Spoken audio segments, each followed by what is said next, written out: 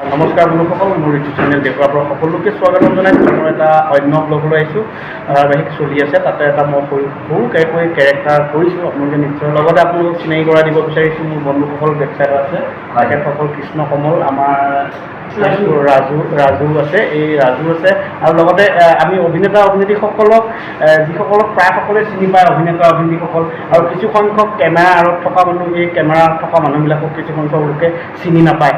গতিকে চিনি নোপোৱা ব্যক্তিসকলৰ লগতে মই আজি কথা পাতিম। আৰু যিহেতু অভিনেতা অভিনেত্ৰীসকল কেমেৰা ফ্ৰণ্টত থাকে, প্ৰায় লোকেই চিনি পায়, কিন্তু কেমেৰা প্ৰকৃত আঁৰত কষ্ট কৰি থকা ব্যক্তিজন কোন? প্ৰকৃততে এইজন ব্যক্তিক আপোনালোকক মই চিনাকি কৰিছোঁ। এয়া দাদাৰ নামটো কৈ দিব।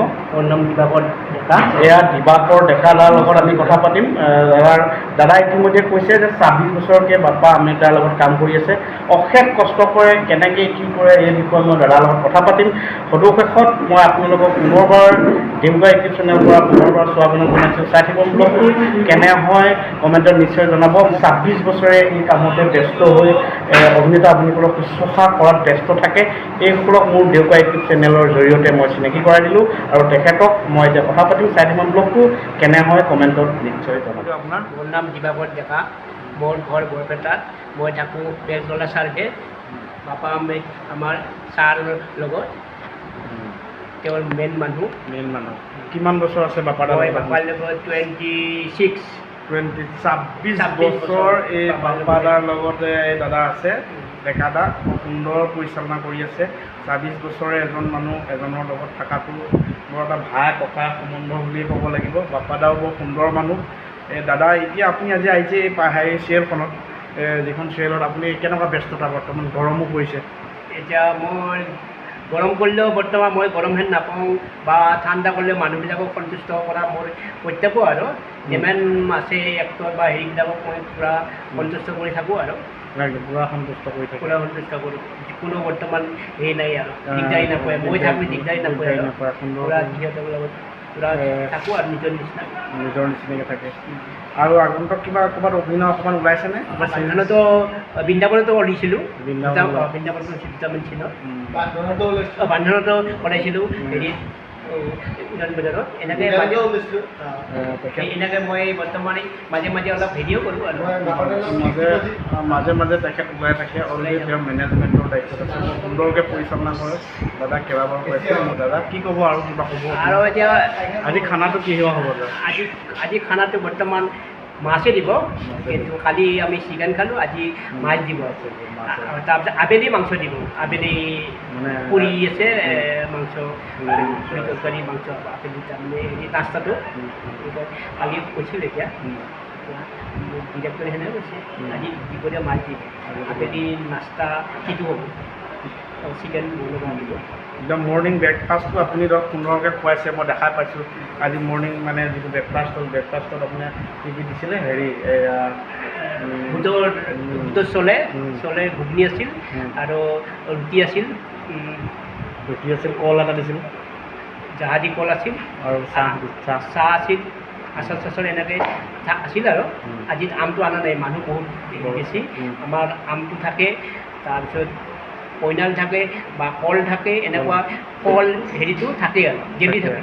আজি বৰ্তমান অলপ মানুহ বেছি আছে, সেইকাৰণে ইতিমধ্যে গম পাইছে ইয়াত ডেকাদা এটা সাংঘাতিক ডেইলিয়ে কষ্ট হৈ থাকে শ্বুটিঙত, খোৱা বোৱাৰ পৰা আৰম্ভ কৰি। ডেকাদাক অকণমান জিৰণি সময়তে লগ পাই দাদাৰ মনৰ কথা জানিলোঁ। কেনেকুৱা অনুভৱ হয়?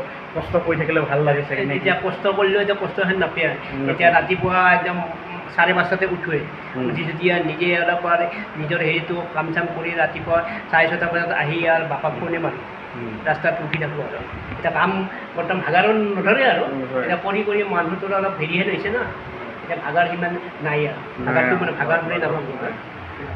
ইতিমধ্যে এয়া হৈছে ডেকাদা, আপোনালোকে পাইছে। বিভিন্ন সময়ত বিভিন্ন অভিনেতা অভিনেত্ৰীৰ লগত ডেকাদা চিনা পৰিচয় আছে।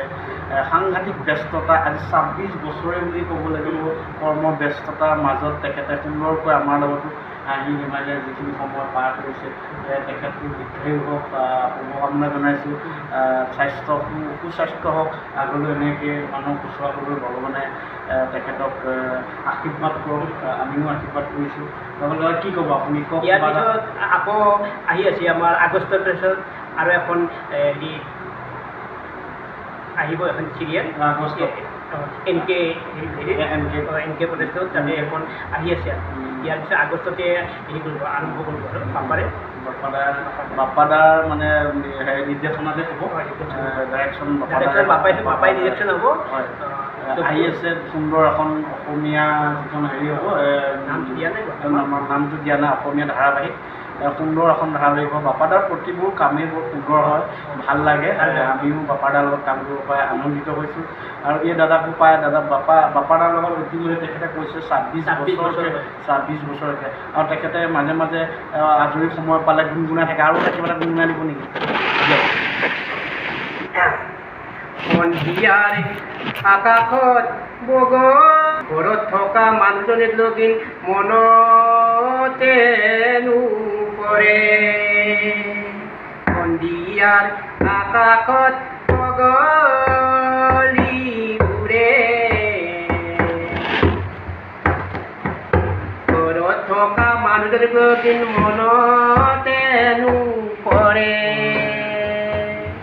তাৰমানে এইটো বৰ দুখৰ গা দিনটো ৰাতিপুৱাৰ পৰা দিনটো থাকোঁ ৰাতি 10টা বজাত যাওঁ কেতিয়াবা চবৰে এটা ফূৰ্তি বা মনটো অলপ হেৰি লাগে আৰু দিনটো অহাৰ পিছত ঘৰক লগিন অলপ মানুহৰ মনত পৰে সেইবাবে এটা মনৰ ভিতৰত এটা গানৰ এটা ফূৰ্তি হিচাপে দাদা সংসাৰ মোৰ ছোৱালী দুজনী এজনী বিয়া দিছোঁ এজনী ফাইনেন্সত কাম কৰে তিনিজনী আমি মোৰ মিছেছো আছে সেই কামতে আছে আমি চব কামতে দিছোঁ একদম ৰাতিপুৱা 6টাৰ পৰা ৰাতি হয়তো 12 বজালৈকে এই ডেকাদাহঁতে সাংঘাতিক ব্যস্ততাৰ জীৱন পাৰ কৰিছে তেওঁ কেতিয়াবা তাকে এতিয়া আপোনালোকৰ আগত এটি গুণগুণাই হ'লে মানুহজনীলৈ মনত পৰে বুলি এটা হৃদয়ৰ পৰা গোৱা গীত আপোনালোকে গীত বুলিয়ে ধৰিছে কিন্তু তেখেতে এইটো হৃদয়ৰ পৰা গাইছে খুব পুনৰবাৰ তেখেতক